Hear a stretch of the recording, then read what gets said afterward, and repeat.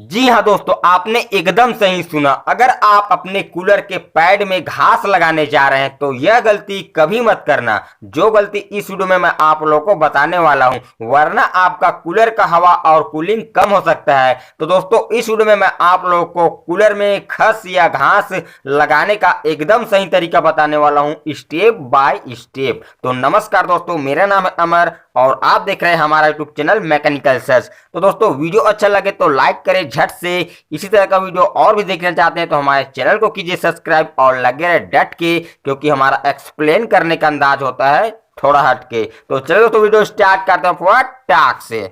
तो दोस्तों, सबसे पहले अपने कूलर का जो पैड है उसे बाहर निकाल लें। चाहे आपका कूलर लोहे का हो चाहे प्लास्टिक का, आपका जो पैड है उसे बाहर निकाल लें। और आपको दोस्तों घास लगाते समय आपको थोड़ा सा पानी लेना है और इस प्रकार से 3 पीस का जो घास होता है वह आता है, एक सेट में आता है। तो आपको क्या करना है, सर्वप्रथम लगाने से पहले आपको पानी का छिड़काव करना है इसके ऊपर, क्योंकि जो घास होता है वह सूखा होता है। सूखा होने से क्या होता है कि जब आप इसे लगाएंगे तो हो सकता है या झड़ सकता है या टूट सकता है, इसलिए आपको क्या करना है, इसको पानी का छिड़काव कर देना है हल्की, जिससे कि ये घास नरम हो जाए। तो उसके बाद आपको जो पैड है उसमें जो जाली लगा हुआ है, हो सकता है आपके पैड लोहे का हो तो उसमें तार का जाली लगा हो, आप उस जाली को बाहर निकाल लेना है आपको सर्वप्रथम।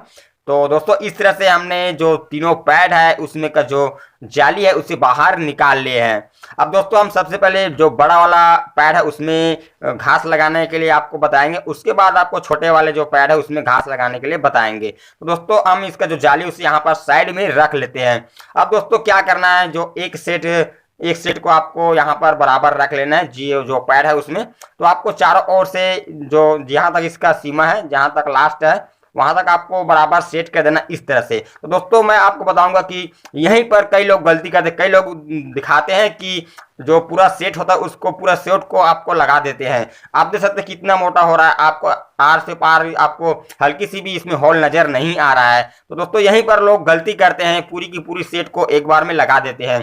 तो इससे क्या होगा दोस्तों, अगर आपका पैड में घास मोटा हो जाता है तो मोटा होने से क्या होता है कि आपका फैन हवा कम खींचेगा, और हवा कम खींचेगा तो जाहिर सी बात है आपका कूलर फैन हवा कम देगा और कूलिंग भी कम देगा। तो आपको क्या करना है, अगर आपको लगता है कि आपका पैड में घास ज्यादा हो रहा है, मोटा हो रहा है, तो आपको थोड़ी थोड़ी मात्रा में बाहर निकाल देना इस तरह से।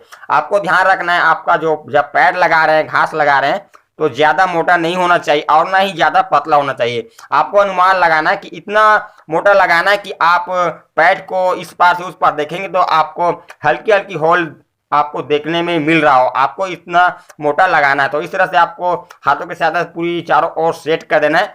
और इसके बाद दोस्तों, आपको जो जाली है उसे इसके ऊपर रख लेना है और इसका जो नट है जहां जहां पर लगता है वो सभी नट को आपको लगाकर टाइट कर देना है। और अगर आपका जो पैड है वो तार जाली वाला, तो आप जिस प्रकार से लगता है, जिस प्रकार से आपने खोले हैं, ठीक उसी प्रकार से जाली को लगा लेना है इस तरह से। तो दोस्तों, इस तरह से हमारा पैड तैयार हो चुका है, लेकिन इसमें एक काम और बचा हुआ है। तो लगाने के बाद आप पीछे की तरफ देखिएगा, इसमें घास का तिनका निकला हुआ है। तो आपको क्या करना है, जो तिनका निकला हुआ घास निकला हो उसे अंदर की तरफ दबा देना है हाथों की सहायता से। ऐसा करने से क्या होगा कि जब आप पानी यूज करेंगे तो इस घास की मदद से पानी बाहर टपकने लगता है। तो ऐसा नहीं होगा अगर आप घास जो बाहर निकला हुआ है उसे इस तरह से अंदर दबा देंगे। तो दोस्तों, इस तरह से हमारा जो बड़ा वाला पैड है उसमें घास लग चुका है। आपको ठीक इसी तरीके से घास लगाना है, आपको ज्यादा मोटा नहीं लगाना है, आपको यह गलती नहीं करना है, ठीक है। आप इस बात को ध्यान दीजिए। अब हम इसमें छोटा वाला पैड है उसमें घास लगाएंगे। तो दोस्तों, आप देख सकते हैं जो 3 सेट आता है इसमें घास का, और सभी का साइज सेम रहता है। तो दोस्तों, कई लोग क्या करते हैं, पूरी की पूरी जो सेट होता है, जो एक पीस होता है, उस पीस को पूरा लगा देते हैं। तो दोस्तों, आपको ऐसा नहीं करना है, आपको उसमें का जो घास है बहुत सारा कम कर देना है, आपको देखना है। क्योंकि ये जो पैड है वह छोटा है, जिसमें पहले बार हमने आपको दिखाया हुआ बड़ा वाला पैड था, तो उसमें हम एक पैड लगा लिए, मगर दोस्तों उसी सेट का जो पैड इसमें लगा रहे हैं छोटा है, तो उसमें ज्यादा हो, तो आपको अंदर का जो घास है उसे बाहर निकाल लेना है, आपको ज्यादा मोटा नहीं लगाना है, ठीक है। तो आपको इस तरह से निकाल कर हाथों की सहायता से बिखेर बिखेर कर आपको बराबर सेट कर देना है, चारों ओर आपका मोटाई सेम रहना चाहिए। तो आपको इस तरह से तैयार कर लेना है। इसके बाद इसका जो फ्रेम है, जो जाली है, उसे आपको यहाँ पर लगाकर नट है उसे टाइट कर देना है।